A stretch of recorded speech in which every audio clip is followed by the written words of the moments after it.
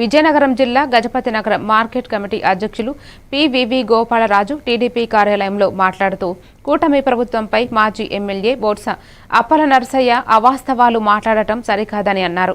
YCP ప్రభుత్వ తీరు వల్ల రాష్ట్ర ఆర్థిక పరిస్థితిని బాగా లేదని, అయినప్పటికీ హామీలను దశల వారీగా అమలు చేస్తున్నారని చెప్పారు.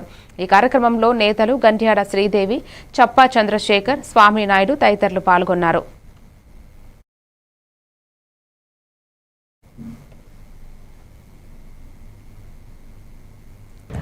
ప్రజలు మీకన్నా మాకన్నా తెలివైన వాళ్ళు. వాస్తవ ఆర్థిక పరిస్థితి, రాష్ట్ర ఆర్థిక పరిస్థితి వారికి తెలుసు. అసలు మీరు గతం నుంచి ఆలోచిస్తే ఉమ్మడి ఆంధ్రప్రదేశ్లో ఇవాళ అనేక దశాబ్దాలు కాంగ్రెస్ పార్టీ రాష్ట్రాన్ని పరిపాలించింది. ఈ దేశం, ఈ రాష్ట్రం ఇన్ని సంవత్సరాలు ఆర్థికంగా వెనుకబడే కారణాలు కాంగ్రెస్ పార్టీ వల్లే సాధ్యం.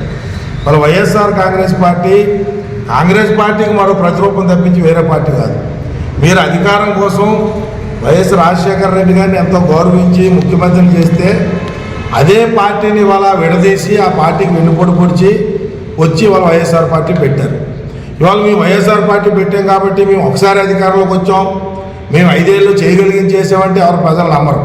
ఇవాళ కాంగ్రెస్ ఈ దేశానికి, రాష్ట్రానికి చేసిన నష్టానికి మీరు కూడా బాధ్యులు.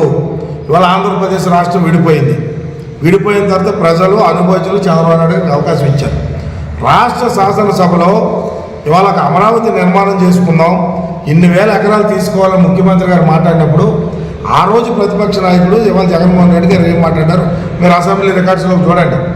ఇవాళ అసెంబ్లీలో తీసుకుంటున్న భూమికి ఫలానా స్థలంలో ఇన్ని వేల ఎకరాలు తీసుకుంటామంటే స్వాగతించి ఇంకా అవసరం అనుకుంటే ఇంకో 1000-2000 ఎకరాలు ఎక్స్ట్రా తీసుకోండి అని చెప్పి వాళ్ళ రాష్ట్ర రాజధాని అక్కడ నిర్మాణం చేస్తే సంపూర్ణంగా వైఎస్ఆర్సీపీ కాంగ్రెస్